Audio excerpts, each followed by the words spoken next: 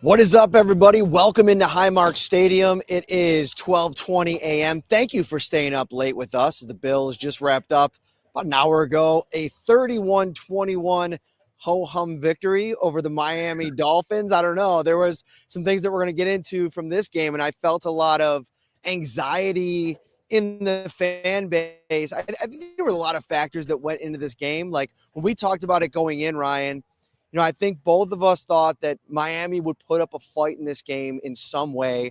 I thought the Bills would have to play really well for 4 quarters, and it might come down to a big play late in the game, and that's what it ended up coming down to. We'll get into all of our big performances from this game. We'll get into some areas of concern as we kind of look now over the next 10 days, the mini bye before the Saints come into town in 2 Sundays.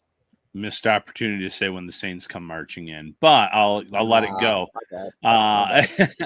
It was a weird game. I mean, there's no other way to put it, Matt. It looked like at one point the Bills were going to go up 21-7 or 17-7. Then obviously you had the Matt Prater missed field goal, and then things just kind of turned on its head at that point, and it really became a struggle. The offense had some drives in the second half, which has kind of been this tendency with Joe Brady where they're not moving the ball well, getting quick 3 and out. So, the Dolphins deserve some credit, obviously, for their fight, for the way that they battled tonight. But this also felt like the Bills had some missed opportunities to really pull away early. Yeah, so I have a couple initial thoughts on why the game played out the way that it did. I think first and foremost, defensively, the Bills really struggling on third down. I felt like they missed Ed Oliver. I thought Daquan Jones was used quite a bit in this game, and they probably, at times probably were a little concerned about their rookies. I mean, talking to Deion Walker after the game, he said on the first series, the first touchdown drive, he made a mistake and kind of took him a couple of series to kind of get things right. And obviously he comes back and he makes a huge play late in the game, but you don't have Ed Oliver in this game. You don't have Matt Milano in this game. So you're talking about 2 elite level players when they're on, not available in this game. You need other people to step up. And now in the end, they did. Now on the other side of things, on the offensive side of the ball, it feels like, and this is something we'll probably flesh out a little bit next week, it feels like the Bills have a level of confidence in what they do, especially on the ground, that it almost take the situation out of it. They're going to run what they think is going to work from a personnel standpoint, from a player perspective. Sometimes we're sitting there watching the game and wondering, could they use a little bit more urgency? Could Josh look to push the ball down the field a little bit more? And it doesn't feel like there's ever that urgency, and that might catch up with them at some point. It didn't tonight. And I also think the other part of this thing is the Bills are playing on a short week. I know the Dolphins are too, but season on the line for them at 0-2. I think they played a little bit like that, and it wasn't perfect. But at the end of the day, you get it through this game, and you still outgain the Dolphins. The final tally here was 360 to 276 total yards. You win the turnover battle for the 25th game in a row, extending your own NFL record, and you outscore them by 10 points in a game that, you're right, probably shouldn't have been that close, but you end up really shutting the door in the end, and we'll get into that big play at the end by the defense. But I think all things considered, you leave this game pretty encouraged if you're the Bills, because you got the win. You found a way to deal with some adversity in game, and now you move on to the Saints. Yeah, and they're 2-0 in games where they're without Ed Oliver, and obviously in one of those games they didn't have Taron Johnson tonight, they didn't have Matt Milano. So they have been missing some key contributors in these first 2 AFC East matchups specifically. So you do have to weigh that into the equation when you look at things. You do have to. I love your point about the Dolphins coming in knowing that their season in many ways was on the line. Because of the lack of success of 0-3 teams to make the postseason, to make any kind of run. So it was a very important game for them. And we've talked about Thursday Night Football. It's a sloppy product generally. So you put all that aside and you look at things. The Bills won. They found a way to win. Josh Allen was very efficient with the ball. Didn't have to stretch the field. There's still some issues with that wide receiver group in terms of creating separation. And one of the drives stalled out due to drops. Keon Coleman with a drop.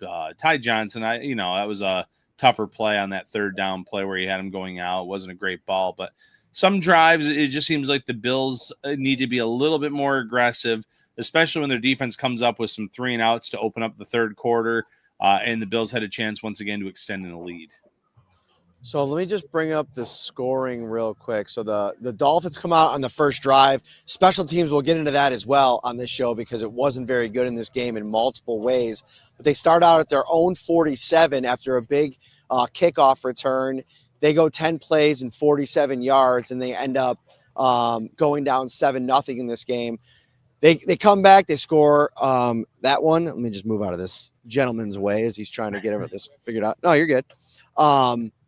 And they don't trail again in the game, Ryan, like the rest of the way. The Dolphins tied it up a couple of times. And I think maybe like from a game situation perspective, maybe Joe Brady gets a little bit more urgent should the Bills go down again in the second quarter or the third quarter if they're not able to kind of get back on the good side of things, because for the most part, James Cook was really effective in this game. He ran the ball really well. Second consecutive 100-yard game for him.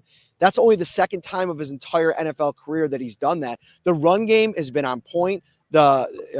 He's got 4 touchdowns through 3 games. I mean, we're probably going to be sitting here at the end of week 3 talking about him as the leading touchdown rusher in the NFL, depending on how things go this weekend. So there's a lot of good things, but I do agree with you. There's got to be a level of urgency, but I also think I'm just trying to put myself in their mind space against a team like this, a Miami team that they know very well, that was playing them really tough. They probably felt like over the course of the game, they were going to make more mistakes than the Bills were going to make. And that proved to be true, not only with the interception late in the game, which we should waste no more time and start talking about that. And then also the big penalty that the Dolphins took on that punt where Seiler runs into the Bills punter. I mean, that's just a play that the Dolphins, bad teams, that they make those kinds of mistakes in big moments. Yeah, and they had the undisciplined penalty too with the Bills deep in their end where they stop Josh Allen on a quarterback run and they throw him down late. They get a penalty on that. Cook runs it in on the next play. Sealer, one of their leaders on defense, thinking he can stretch out to get that ball, ends up taking out the punter. Cost them, as you mentioned. So the bad teams made the bad plays that cost them the game ultimately. I do want to ask you a question real quick, though, Matt, because you were at the McDermott presser. Was he asked at all about the first series with Tyreek Hill's catch on third down? That he did not challenge. He was not Yes. asked about it while I was in there. Now, I walked in there, but I only think that I walked in there like a minute or two late. So I didn't miss much, but whatever I did miss, he wasn't, or whatever I was there for, he wasn't asked about it. Okay, yeah, that's something I hopefully we can ask him about soon, because first look, it looked like a great catch. It looked like they moved the chains, but then there was enough time where it showed it on the TV replay a few times, catches it, bobbles it, catches it again, doesn't get 2 feet down after the bobble. So I would like to know what went into that process. Did he not hear about it in time?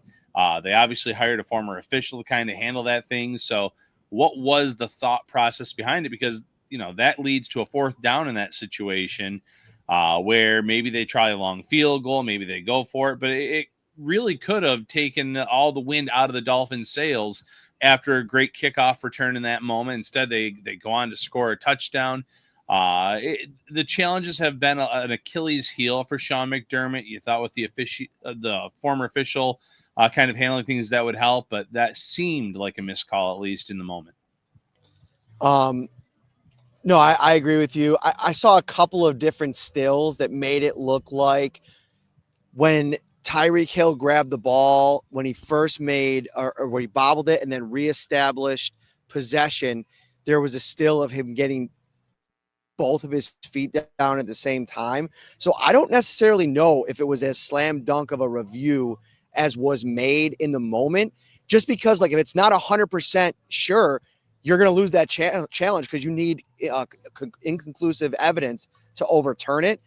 I don't have a huge problem with it at that point of the game because I think you're hoping that your defense finds a way to make a stop early in that game as well. But you're right. If they challenge it and it gets overturned, maybe that changes the dynamic of the game. Maybe the Bills go up 14-0 if it's never as close as it was. But I definitely think that, figuring out what the process was for that play and whether or not John Perry was involved in the process, and he basically said, you know what, too close to call. We may not get that overturned. I could understand that. And I also wonder is there a little bit of hesitation on Sean's part because of his track record with challenges? Yeah, I mean, that could all be part of it. And, speak of it, we get a little alert here that Sean McDermott will be available tomorrow at 11:45. Maybe we'll get the answer then. It's definitely something that I would like to know the thought process behind, because that ended up being a pretty big non-challenge in the moment. They ended up wasting a timeout later on anyways, where the Dolphins would have been penalized for a false start. So it just seems like the timeout usage, if that's what they were worried about, if they were potentially losing it. I don't know. The Bills always seem to find themselves in a spot here and there where they waste one anyways. So before we get into Terrell Bernard's interception, one thing I do want to talk about, and this is not to throw shots at like Bills fans that are feeling the concerns that popped up in this game, but I do think that there's like a level of, I don't know, maybe fans being spoiled a little bit about the success of this team over the last couple of years. You're talking about a game where on a 4-day turnaround with two of your top defensive players out in this game, you put up 31, you win basically every important statistical category against a team that was coming in here with their season on the line. Like, this is a team that year after year, especially since Joe Brady took over as offensive coordinator, has figured out a way to adapt and adjust and define. Now, do they have to be better down the field? Of course. But I also think that the run game has been so dominant. And the other part of it, too, is this was a big Dalton Kincaid game. Like, I think if he doesn't get rocked at the goal line, and I don't know if he got checked by the checker, but it looked like when he was kind of getting up there that he was a little bit frazzled. He had himself a really good first half. He made a couple of really big-time plays. If he gets in for that touchdown and he's got 2 in this game, the conversation around this offense and Dalton Kincaid might be completely different, even despite some of the, the disappointing drives that they had. And this has been the storyline of the whole season, Ryan. Each game, there's been a stretch of 2 or 3 drives where the Bills haven't been able to kind of figure things out. Things have stalled out a little bit, and we'll continue to watch it. We'll continue to discuss it and analyze it. But if you're taking everything into account, to be sitting here at 3-0 right now with the way that the Bills have come out this season, scoring 30 points in every game, I think it's been a pretty impressive start to the season by the Bills. Yeah, and we're, a little over 12 minutes into this podcast, so we've been talking about the Bills' offense, and really the defense is probably what really needs to be talked about and taken to task in this game. The 3rd and longs that they let up. You mentioned just the 3rd down conversions the Dolphins had. They were 10 of 15 on 3rd down, 1 of 1 on 4th down.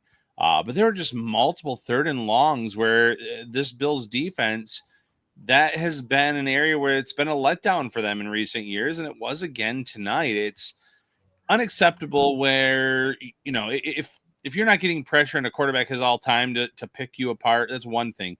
The Bills had pressure on a few of those plays. They had Tua rolling out of the pocket. He made a heave to Tua on one. He had some other nice plays, and part of that you tip the cap, but how many 3rd and longs can you give up and before it starts becoming the story once again that it's an issue? This is also a Dolphins team that had multiple offensive linemen out. I didn't see consistent pressure tonight. I thought Joey Bosa had some good plays. I don't know where Greg Rousseau was tonight. It just wasn't, the defense did not step up the way I was anticipating. Yeah, and I think that there are definitely some issues at all 3 levels. I thought at times tonight we saw the lack of speed really affected the Bills secondary, like at several different positions. I mean, Tre'Davious White is kind of like the easy one to pick on because the one play that really stands out to you is the Jalen Waddle play where he just lost him on that crossing pattern. Not a lot of guys are going to run with Jalen Waddle, and you hope maybe Maxwell Hairston gets back midway through the season, you can start to mix him in matchups like this against offenses that have a lot of speed. And that would be something that I think would really help the Bills defense. Matt Milano out tonight. I didn't think helped you. Shaq Thompson, it was an up and down game for him a little bit. At times, like he thumped Devon Achane. I mean, you Right. don't see Alec Ingold blow a block as badly as he did on that play, but you got to give a little credit to Thompson on that play. Tackle for a loss. I thought Trey White was making some plays in the backfield when he wasn't struggling in coverage. It wasn't even the best game for Christian Benford. I mean, he gave up the touchdown to Tyreek Hill. Right. I think when you look at the numbers tomorrow on the Pro Football Focus grades, he gave up about 4 or 5 catches on 6 or 7 targets. It wasn't the best game for him either. Some friendly fire there from Taylor Rapp. But in the big moment late in the game, I want to get into that sequence because, the Bills defense struggled throughout the game on third down. They kind of figured things out in the third quarter a little bit, but then it was fourth down where, the Dolphins are staying on the field and executing there.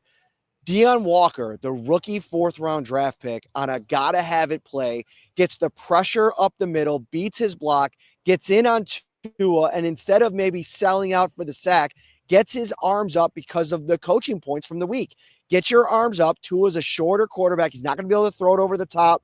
He throws kind of on a sidearm angle, and it played out exactly like that. Terrell Bernard steps in front for the interception and basically clinches the game. That's a huge play for a young player that I think is starting to garner quite a bit of respect in the Bills locker room. Yeah, and for rookies, there's going to be up and down plays. There's a play where he stopped the running back of the Dolphins in the backfield, or could have, and then he kind of got driven back by Ollie. But that play was huge, and Tua gave him credit post-game at his presser. He was asked about the play, obviously gave a ton of praise to Terrell Bernard as well, but he said, he used the term color. There's a little bit of color in my face with the blue of the jersey of the Bills, putting his arms up, getting in that lane, and it threw the timing off, threw the rhythm off just enough where it allowed Bernard then to kind of jump the route, get the interception. Bernard crediting Al Holcomb for having him ready for that specific play. After the game, saying the tape study, they had seen it. Holcomb kind of said, if you don't make a play on this, there's going to be something to pay. And sure enough, he checks out, or he's able to do that. But Deion Walker getting in the face, getting his arms up, that was huge because Tua even acknowledged it. That threw it off just enough where it gave, Bernard enough time to kind of jump that route, be right there at that given moment for the pass. Thank you so much for watching. If you're on YouTube right now, make sure you hit that like button, subscribe to the channel as well. Obviously that's a clutch play on the offense. And, I want to give my Amtrak Hype Train Player of the Game award to somebody on the offense because it felt like we needed an explosive play. We needed to see an explosive play from somebody on this offense. And it was Khalil Shakir who stepped up and delivered it. It's almost funny, like when he catches that ball kind of in the flat area there, and he starts to make his way around the block and into some open space, you almost feel like if he gets around the corner there, nobody's going to be able to bring him down. And that's exactly what he does. At that point, it's 21-21, games on the line. If you score a field goal there, you're almost worried about the Dolphins coming back and maybe putting pressure on and being able to score. That's a huge moment for Khalil Shakir, and he's my Hype Train Player of the Week award. Amtrak right now, if you book a trip, you can get yourself from Buffalo to New York City with stops in all of the big cities, Syracuse, Utica, Rochester, Poughkeepsie, and more. No middle seats, plenty of legroom. Kids ride 50% off. Amtrak is a unique experience, and it's something for every type of traveler. Yeah, you can't go wrong with Amtrak. You can't go wrong with that pick either, Matt. Some good options out there tonight. James Cook, obviously, had a great game. Dalton Kincaid, as you mentioned, came up big for this team in given moments. Thought he had a nice adjustment on that first pass that he scored the touchdown on. Came close to another touchdown on a ball in the end zone where the safety just made a nice play at the very end. So, and then, Elijah Moore, give credit to him for that big catch late in the game after the interception, goes for 30 yards and really puts the Bills in a situation where a first down would have iced the game at that point. Obviously, the Bills weren't able to do that, but they were able to kick a field goal with less than 30 seconds left to then seal the game 31-21. Tops is also brought to you by Shout is also brought to you by Tops Friendly Markets. Show Tops your game face and cheer like a champion. Share a picture of you in your favorite fan gear for a chance to win a Tops gift card. Visit topsmarkets.com/rallywall to submit your fan photo and look for winners displayed each week in store. Also, visit the Carryout Cafe at Tops, where all your game day favorites are there to fuel your fan crew, whether you're tailgating, hosting, or just don't want to show up empty-handed. Tops has everything you need to be red zone ready, from legendary breakfast pizza, signature subs, award-winning fried chicken. By the way, Ryan, have you had yourself a breakfast pizza yet this football season? I have not yet. I'm going to have to change that here pretty soon. All right. Before we get out of here, I want to talk about the special teams real quick. It was brutal tonight. I mean, you've been on the Brandon Codrington potential problem train for a couple of weeks now. He puts one on the turf tonight. Luckily for him, he recovers that. Could you imagine if he ends up fumbling that ball and they recover and they go on to score and they somehow lose this game and lose the turnover battle on a special teams fumble, the kind of just irate that Sean McDermott would be after this game likely. But I got to say, like, a lot was made about Chris Tabor coming in here and getting this special teams fixed. Still early, 3 games in, but it's been a lot of up and down and a lot of down. Not only like the punt situation, but kick coverage tonight wasn't very, very good either. And as we move through the season, you want to see a lot of this kind of figured out. But so far, I got to say, the early returns on Tabor being the special teams coordinator has been much better than what this unit was under Matthew Smiley.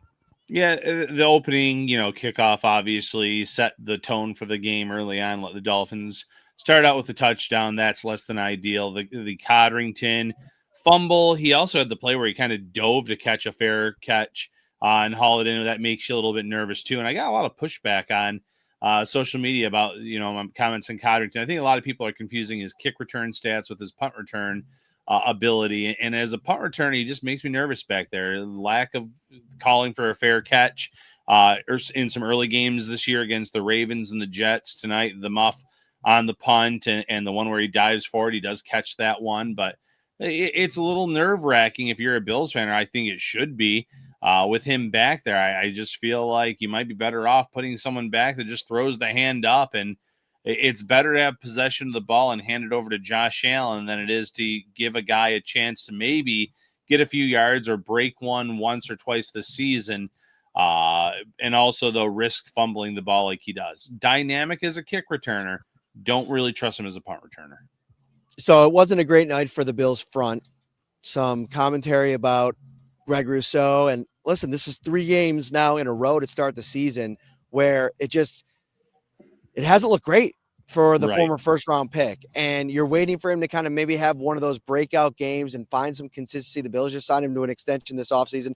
I get the impatience. I mean, only one quarterback hit from that group tonight. They were close a couple of times. I think there was a couple of pressures that we'll end up seeing on the Pro Football Focus chart tomorrow. But there's a stat that I saw on social media, and I'm going to stay on this rant that I feel like I've been on this entire episode as people are seem unnerved about this game, this performance from the Bills today. And I want to read this stat out. Let me find it here.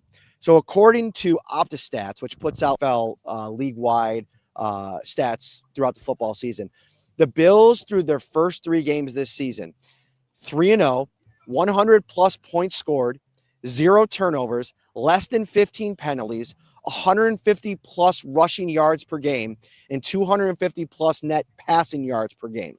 Never in NFL history had any team done all that over a 3-game span until this year's Bills team. I get it. After the Ravens, the Jets stink. The Dolphins might stink. They obviously barely, or they lost to the New England Patriots last week, got absolutely steamrolled by the Indianapolis Colts. But if you're sitting here after this 3-game stretch by the Bills, the historic run that this team has been on over the last 2 years, the way they've taken care of the ball, the way they're turning the ball over, there's so much to, I think, celebrate with this team. And listen, eventually they're going to lose a game, and there's going to be plenty of time to get into all of the faults that, this group has. But I think through 3 weeks, this is about as great of a start as you could have. Could they be more dominant? Sure. But at the end of the day, the record says the exact same thing as if they would have won this game tonight, 31-0. And it's important to get some of these gut check games. Division games are tough. You're not always going to blow out an opponent. So the comeback win against the Ravens, that's a character building win. Being able to grind out a 31-21 win over the Dolphins, that's going to be a good win for this team in the long run. You don't want to be – you would love to blow out every team in this league, but you're going to get to a point in the playoffs, in the Super Bowl, where you're going to meet another team that's a juggernaut of sorts, and it's just usually not going to work that way. So you do want to be able to find ways to win games close. Now, against the Saints team this upcoming week after some extra rest, maybe getting Ed Oliver back, something like that, that's a game you want to see a blowout. That's a talent-wise team, a team that's not really supposed to be there with Buffalo, but division games are a different beast. They are 3-0. There's a lot of positives to take out of this. And people are going back and forth in the comments, and like I get it. Everybody's going to have their different reactions, especially based on what your concerns were coming into the season. So if you were worried about the Bills' ability to threaten downfield, especially with one-on-one receivers, I mean, Josh Palmer was invisible tonight, right? So if you wanted a higher end commitment or a higher end investment at the wide receiver position, and to have a game like this, I'm sure you're coming out of this, reaffirming what your concern was going into the season. But they still have found a way to move the ball, to execute. This wasn't a very good Miami Dolphins defense. They probably should have been a little bit more effective, especially on third down, late in the second quarter and into the second half. I get all that. But this is still a team that is finding a way to run the ball. Josh Allen had himself a pretty solid game. And what the most important stat for me is how consistently this offense is taking care of the football and not giving teams more possessions and chances to win games like the Dolphins did at the end with the interception. Yeah, protecting the ball is key. We've talked about that. Your ability to protect the football puts you in spots to win games. And I think they credited Allen with a fumble on that kneel down at the end of the first half. But yeah, but still, I mean, I don't really count that as one. That wasn't close to a turnover really in my eyes. But overall, this team does such a good job of protecting the football. And that's just it. If you don't make the boneheaded plays like what Sealer did tonight, and if you protect the ball and don't turn it over, you're going to give yourself a chance because of who you have at quarterback, because you can put up points at not with ease, but Josh Allen showed in that Baltimore game how quickly you can turn the tide and how quickly you put up points, and he's the MVP for a reason. So as long as they continue to protect the ball, they're going to be in a good spot in most games this season. All right, I think that's going to do it from Highmark Stadium. The Bills enter the mini bye at 3-0. The Saints are coming up next, and like we've talked about, Ryan, like this first part of the schedule is very advantageous for the Bills. I mean, they could theoretically get to the Kansas City game and be undefeated with the run of teams that they're going to go up against, and it's going to be consistently important to get these victories. I think it's Atlanta and then the bye and then Carolina, if I'm not mistaken, right? You have the Patriots mixed in there too. Did you mention them after the? So the Patriots come up. So it's the Saints, then it's the Patriots, then it's the Falcons. Yes. Saints, Patriots, Falcons, bye Panthers, Chiefs. So at 3-0, 4, 5, 6, 7, the Bills could theoretically be 7-0 with against the Chiefs team, and we'll see where they're at. I mean, their run of their schedule, their run of teams coming up on their schedule is pretty tough. Minus the Giants. Watch Brian Dable. Watch Brian Dable go and take out the Kansas City Chiefs for his old buddies, the Buffalo Bills. Wouldn't that be quite a storyline on Sunday? I mean, the offense wasn't the issue for the Giants last week, that's for sure. All right. For Ryan Talbot, I'm Matt Parrino. We will see you over the next couple of days. We'll have a couple of episodes for you as we get into early next week. We'll probably come back with an episode.